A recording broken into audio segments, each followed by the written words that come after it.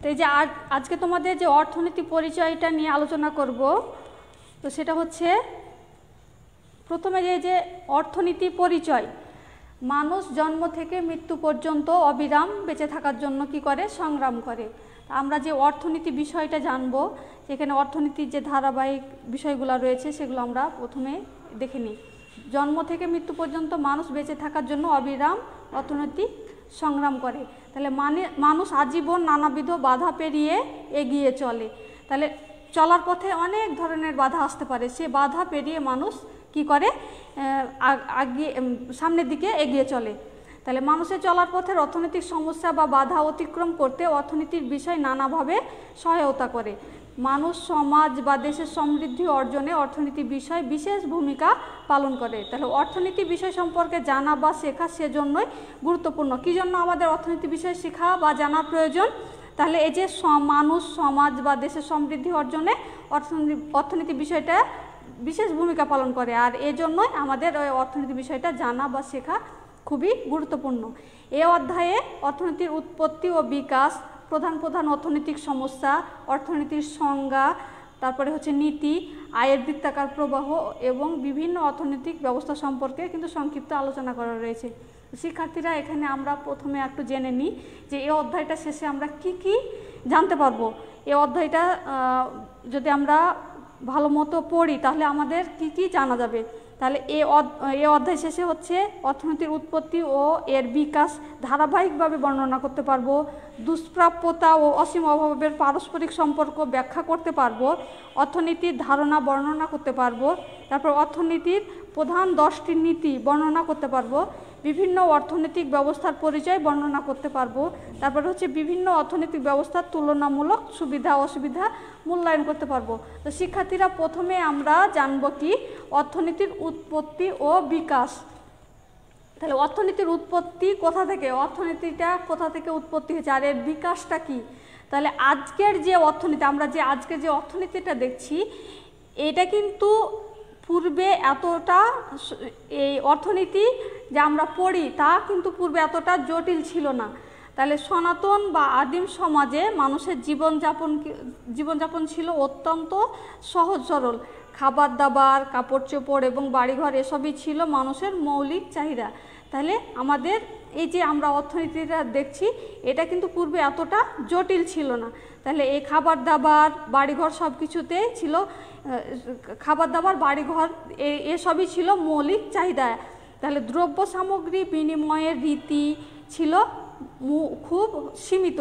তাহলে মূলত মানুষের কায়িক পরিশ্রম ছিল উৎপাদনের একমাত্র উপকরণ। সমাজে কোনো শ্রেণীভেদ ছিল না। 10 মিলে করি কাজ, হারি জিতি নাহিলাজ, এটাই ছিল আদিম সমাজের মূল মন্ত্র। তাহলে শিক্ষার্থীরা, এই আদিম সমাজের মূল মন্ত্র কী ছিল? 10 মিলে করি কাজ, হারি জিতি নাহিলাজ। তাহলে উৎপাদন ও ভোগ ছিল এই সমাজের প্রধান বিষয়। তাহলে শুধু উৎপাদন করতে হবে আর ভোগ করতে হবে, এটাই ছিল সে সময়ের প্রধান বিষয়। তাহলে হযরত মুসা আলাইহিস সালামের সময়ে, অর্থাৎ কত খ্রিস্টপূর্বাব্দে? 2500 খ্রিস্টপূর্বাব্দে, তখন এই খ্রিস্টপূর্ব হিব্রু সভ্যতার যুগে ধর্মগ্রন্থে বা দর্শনের বইয়ে অর্থনীতির বিষয়ে সরলভাবে কিছু কিন্তু আলোচনা হতো। তাহলে আইন, ধর্ম, নৈতিকতা, দর্শন এবং অর্থনীতি তখন একসঙ্গে আলোচিত হতো। তাহলে অর্থনীতি বিষয়ের আলাদা কিন্তু অস্তিত্ব ছিল না। অর্থনীতি বিষয়ের যে আলাদা অস্তিত্ব সেটা কিন্তু সে সময় ছিল না। উৎপাদন, ভোগ ও দৈনন্দিন সংসার পরিচালনা বিদ্যাকেই তখন অর্থনীতি বলা হতো। তাহলে সে সময়ের উৎপাদন, ভোগ ও দৈনন্দিন সংসার পরিচালনার বিদ্যাকেই তখন বলা হতো অর্থনীতি বলা হতো। তাহলে শিক্ষার্থীরা, অর্থনীতির ইংরেজি প্রতিশব্দটা কি? অর্থনীতির ইংরেজি প্রতিশব্দ আমি লিখছি, তোমরা একটু দেখে নাও। অর্থনীতির ইংরেজি প্রতিশব্দ হচ্ছে economics.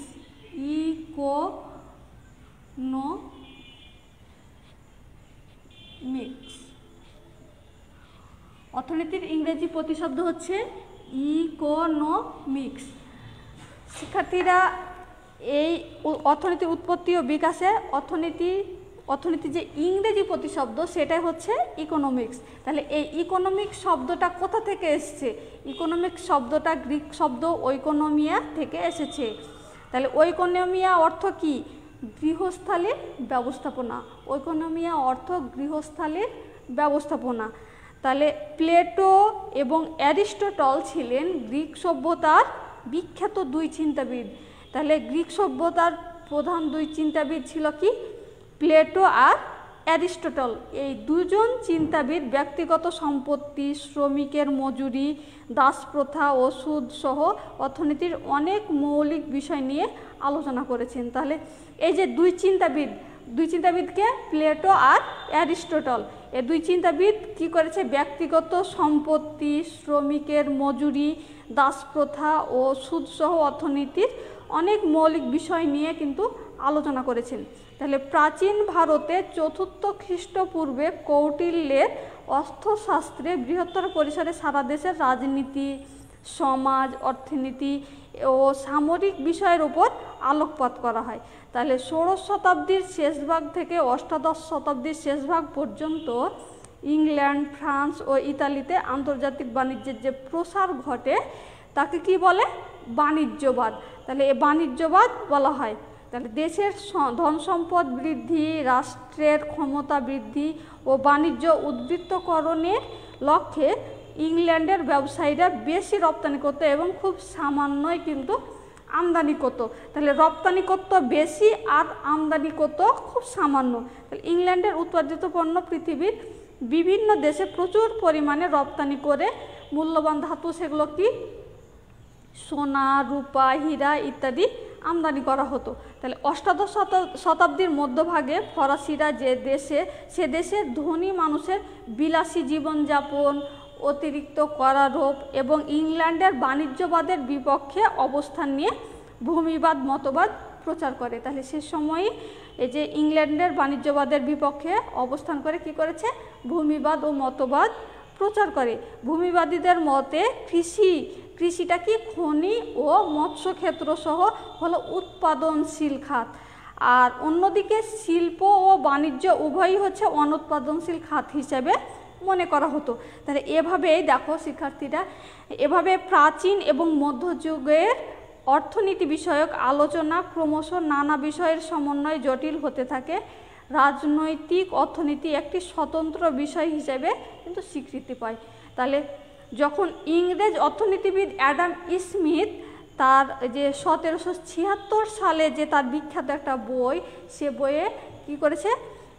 An inquiry into the nature of and causes of the wealth of nation, এটা কিন্তু রচনা করেন। সেটা কত সালে?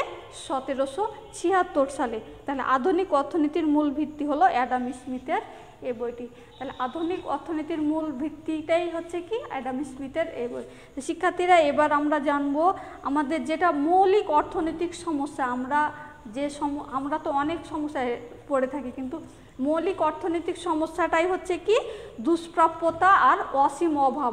আমাদের যে যত ধরনের সমস্যা রয়েছে তার মধ্যে মৌলিক সমস্যা হচ্ছে দুষ্প্রাপ্যতা ও অসীম অভাব। তাহলে দেখো শিক্ষার্থীরা, মানুষ যা চায় তার সব কিছু কিন্তু পায় না। মানুষের চাওয়া পাওয়ার তো কোনো শেষ নেই, অনেক চাওয়া পাওয়া, কিন্তু সব চাওয়াই কি পূরণ হয়? সব চাওয়া পূরণ হয় না। তাহলে মানুষ যা চায় তার সব কিছু কিন্তু পায় না। মানুষের এই না পাওয়া চাওয়ার নামই হচ্ছে অভাব।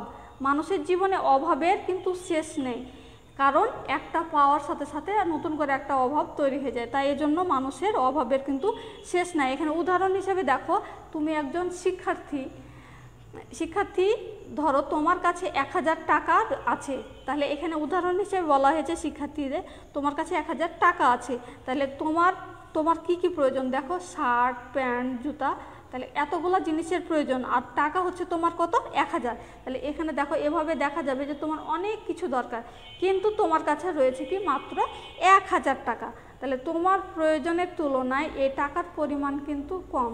তাহলে এই 1000 টাকায় যদি এতগুলো প্রয়োজন হয় তাহলে কি পূরণ করা সম্ভব হবে? প্রয়োজন হয়ে যাচ্ছে অনেক বেশি, টাকার পরিমাণ হচ্ছে অনেক কম। অর্থনীতিতে এটাকেই বলে সম্পদের দুষ্প্রাপ্যতা। তাহলে দুষ্প্রাপ্যতার জন্য মানুষ গুরুত্ব অনুযায়ী পছন্দ বা নির্বাচন করে। এই দুষ্প্রাপ্যতা যদি না থাকতো তাহলে এই বাছাই বা পছন্দ নির্বাচন এগুলো থাকতো না। তাহলে পছন্দ করার প্রয়োজন না হলে অর্থনীতি বিষয়ে কিন্তু বিষয়েরও প্রয়োজন থাকতো না, তখন কিন্তু অর্থনীতি বিষয়টা থাকতো না।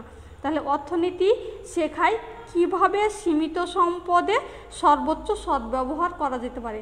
তাহলে আমাদের যদি অনেক সম্পদ থাকতো তাহলে এই অর্থনীতি বিষয়ের কিন্তু প্রয়োজন হতো না। তাহলে এই অর্থনীতি বিষয়টা আমাদের কি, আমাদের অনেক অভাব, এই অভাবটা কি করে, ওই অর্থনীতি শেখায় কিভাবে সীমিত সম্পদটা ব্যবহার করে অনেক সম্পদের সর্বোচ্চ সদ্ব্যবহার করা যেতে পারে। শিক্ষার্থীরা এবার দেখো দুষ্প্রাপ্যতা ও অসীম অভাবটা কি, আমাদের যে মৌলিক দুটো সমস্যা, সে মৌলিক সমস্যার মধ্যে দুষ্প্রাপ্যতা আর অসীম অভাব। তাহলে চাওয়া অনুযায়ী সব কিছু না পাওয়াই মানুষের মূল সমস্যা। মানুষ তো অনেক কিছুই চায়, এই চাওয়া অনুযায়ী না পাওয়াটাই হচ্ছে মানুষের মূল সমস্যা। তাহলে যে কোনো দ্রব্য, যেমন হচ্ছে কি বই বা সেবা সামগ্রীর মধ্যে হচ্ছে কি চিকিৎসা সেবা, তাহলে উৎপাদন করতে কি হয়, সম্পদ দরকার হয়। আমাদের যে কোনো দ্রব্য বা সেবা সামগ্রীর জন্য আমাদের কি দরকার হচ্ছে, সম্পদের দরকার হচ্ছে। কিন্তু সম্পদটা কি, আমাদের সম্পদ হচ্ছে সীমিত। তাহলে এই সীমিত সম্পদ দিয়ে সীমিত দ্রব্য সেবা পাওয়া কিন্তু সম্ভব।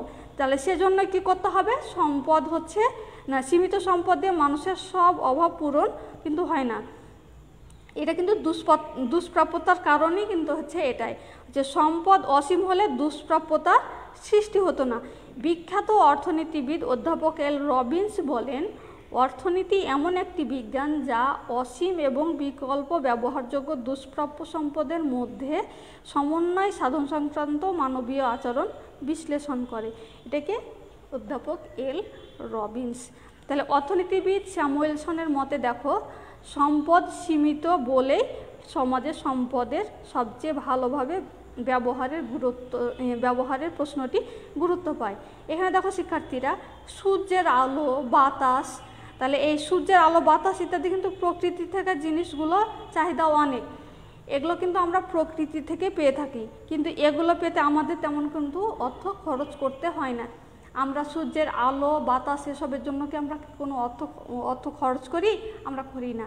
তাহলে এসব দ্রব্যের ক্ষেত্রে সাধারণত অভাব দেখা দেয় না, এগুলো অসীম, এগুলোর কিন্তু আমাদের অভাব নেই। যেহেতু মানুষের অভাব অনেক এবং সম্পদ সীমিত, তাই সীমিত সম্পদ দিয়ে মানুষের সকল অভাব পূরণ কিন্তু হয় না। মানুষ অনেক অভাবের মধ্য থেকে কয়েকটি অভাব পূরণ করে। তাহলে অভাবের গুরুত্ব বিবেচনা করে মানুষ এই অভাবগুলো পূরণ করে। তাহলে অতি প্রয়োজনীয় অভাবগুলো মানুষ কী করে, অগ্রাধিকারের ভিত্তিতে পূরণ করে, আর এটাই হলো অভাব নির্বাচন বা বাছাই। তাহলে আমাদের যদি অনেক সম্পদ থাকতো তাহলে আমাদের এভাবে